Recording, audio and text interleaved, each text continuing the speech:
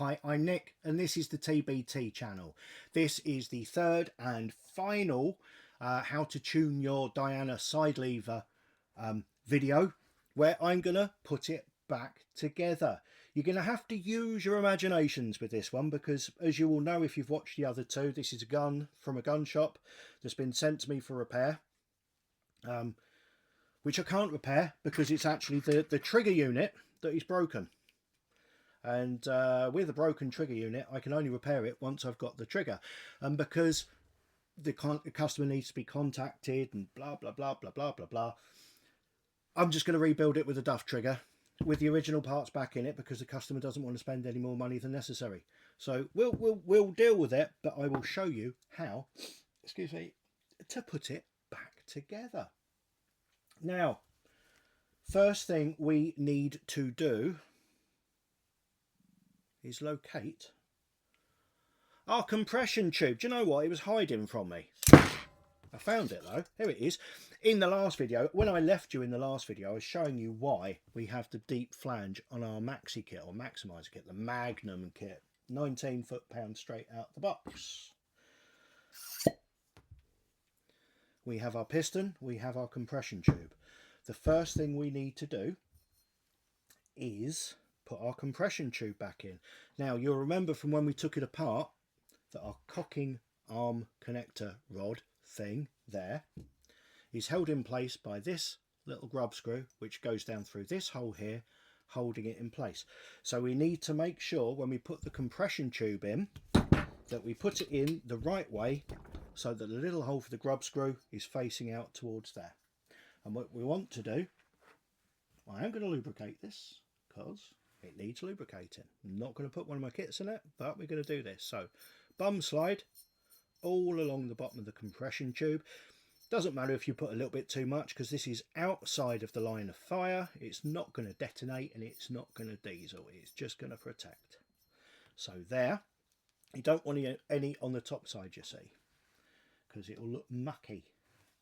And then a ring of it, you can be quite generous here because again it's outside of the compression area, a ring of it around there like that.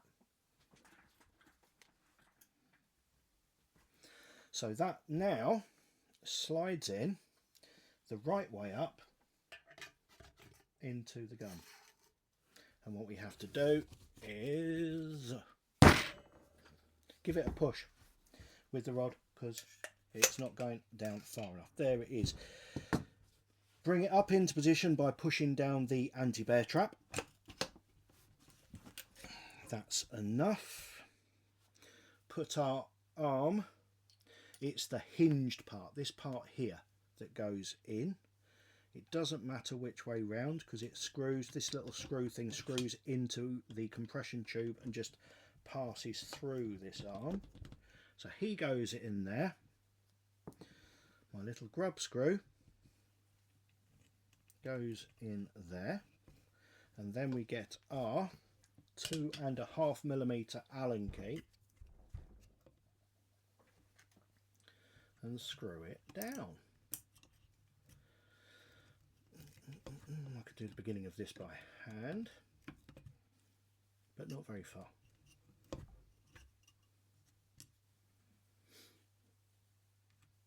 This is a bit you're going to have to watch me do because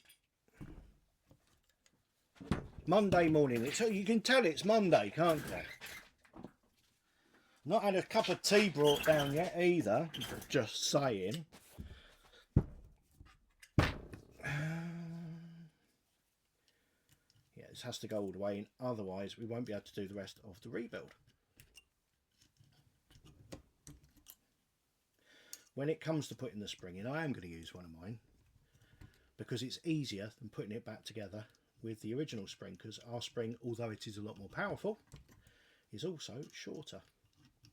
So for the purposes of this video, plus the fact most of you are going to be fitting one of our kits anyway because you want it to run properly. You're not going to go, oh, I want to save 25 quid on my £700 gun.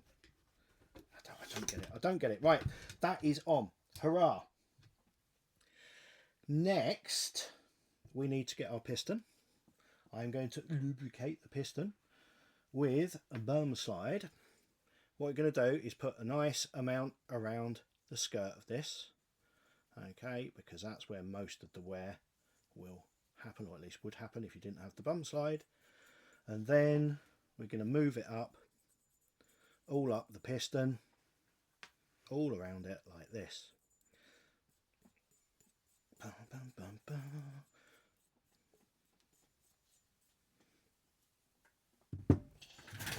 Again, this is going back together, not coming apart again, the piston and compression tube. So I'm actually doing it properly now. So it's going to take me a minute longer, but it means I don't have to strip it down again when I either talk the customer into doing a proper job and letting me, because this is already a category C gun here. You already have to have a license to own this. You don't have to put the gun on a license. It's weird, the system here. The category C, it's most similar to a shotgun certificate in the UK. You apply for a certificate and you have your license. That's it. You can effectively buy as many as you want. You don't have to ask permission every time you buy one. And that's what a category C is. It's like that. You can, once you've got your license, you can just carry on buying them. So this is already on category C, even though, because it's got the restrictor in, and because it's got the F stamp on it, I suspect this is a German spec gun that he's imported, and this is actually running at £6 foot-pounds. It's going to be bloody horrible. So I'm going to get the gun shop to contact him, because he's going to be British. No French person would have bought this gun. It's a fact. It's just a thing. So he's going to be British. I'm going to get him to contact him and ask him to get him to ring me for the sake of, you know, 50 quid putting a decent kit in it. I have to come running properly. Right, I've got a grubby finger from the bum slide. So what I'm going to do now is rub that all the way around the piston seal. And all I'm doing is lubricating the outside lip of the piston seal and getting none on the front. I mean, it's going to be better anyway because we've got all that oil out of it that was in there when we first got it apart. So that's an improvement, but honestly, it could be so much better. Get that, in fact, if I move that up that way, that will make it easier for me to get the piston into the compression tube and then back with the anti-bear trap and get that back down again. Good. Wet wipe. Now, gonna have to use our imaginations at this point. This is where it's going to get tricky, because that's what's going to be going back in there when I've got the trigger replaced, if the customer doesn't want to do it. But I don't want to show you fitting that one, because that one's going to be difficult to fit, even though it's rubbish. So we're going to pretend we're fitting this one in. So what we would do is get our bum slide, take that out of there, put some bum slide in the front of there, put some bum slide on the back of there, and then we would take our grease. If you've seen any of my videos, you'll see how you do the greasing of the spring. Cut the sachet, a small amount of grease into that hand, take your spring, drag it through with the other hand. Stick one slip washer on the front of the top hat like that, and then push it all down inside of the gun. Watch out for the sharp bit on the end there on your finger. Then we get our trigger unit. This trigger unit isn't working, but I'm refitting it for the purposes of this till I hear back and find out if he wants me to spend the money buying a brand new trigger unit for this. You get 2 slip washers in the TbT Magnum kit for the Dianas, because one of them goes there, okay, and you put a little bit of bum slide on that as well. And then all we do is push this. The bum slide would have held that in place, so it didn't do that.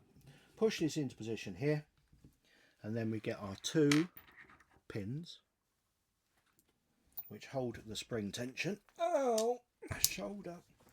Now these ones are sided, so they will only go in one direction, not the band. There. So that goes through, and that goes through. Get our small tappy hammer. Small tappy hammer thusly, and he is in place. We've looked at these in the previous video before we put the trigger on, because that was a much easier time to do it, and made sure they moved freely. A little drop of sewing machine oil or similar 3-in-1, a good quality light oil, drop on there, drop on there, drop on there, move it backwards and forwards, work it in. Next we need to refit our cocking arm. Now the cocking arm has a sleeve which runs through the arm, and then a shim or washer that goes on either side of that. We want a little bit of bum slide on all of that, because all of that is metal to metal. So just a small amount, probably what's on your fingers, and then we push that into there, and then we get our pin, which we give a little rub with our bum slidey fingers, and we push that through as well, like that. Then we get the larger of the two circlips we took off, and we put him there. I don't like circlips. They tend to go bing across the room at the least provocation. Right, pops into place like that. Then we get our other pin through the cocking arm linkage.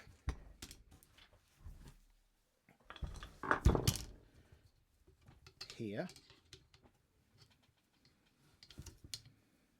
This would be easier with two working arms, I know that.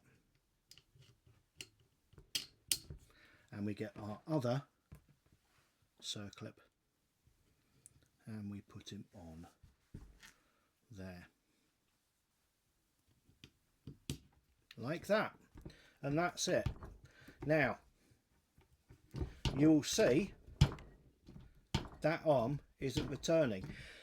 I was going to cover this now, but I thought it would return and then I'll take it off and show you. But no, it has happened, so I will do this now. These are adjustable. If your arm is too floppy, or indeed when you come to put it back together too tight and it won't do up like this one,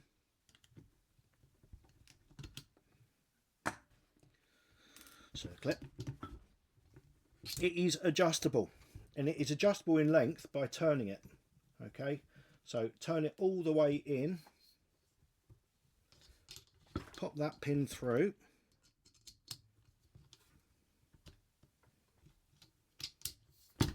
and you see that is just too floppy. It's not being held there at all. So we'll take it out again, and all we do is lengthen it a complete turn, or is that half a turn? But you lengthen it, basically you go all the way in, that's fully tight. Okay, so then you go back one, back another, back a third, so that's 3 half turns, and then it's just trial and error until you get the correct tension.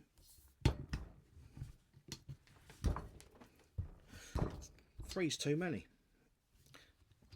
So half turn in,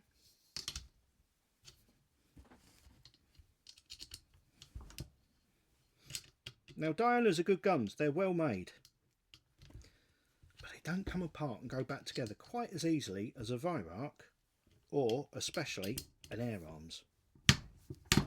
There we go. So that is now there under tension. So when it shuts, it stays shut. And when it comes away, it's spring loaded. That's exactly how you want it, like that. All that's left to do now is put your stock back on, remembering to put your little rubber and metal washers over these parts here. And that is it. Please like, subscribe, hit notifications. I will return to this rifle. I'm hoping that when we get the part ordered, I'm hoping the customer's going to say, yes, please make my rifle work. And I'm hoping it's going to say, yes, please make it work properly, so that I can actually fit this kit into this gun. And then we can take it out, and we should do some shooting with this and the HW80 that I've got that's running at about 17 and this at 19, and we'll just start shooting stuff and see what difference it makes from 12 foot-pounds, because I think a lot of you will be shocked at just how little difference there is. But that's another video. Thank you very much for watching. I will speak to you all again soon. Goodbye.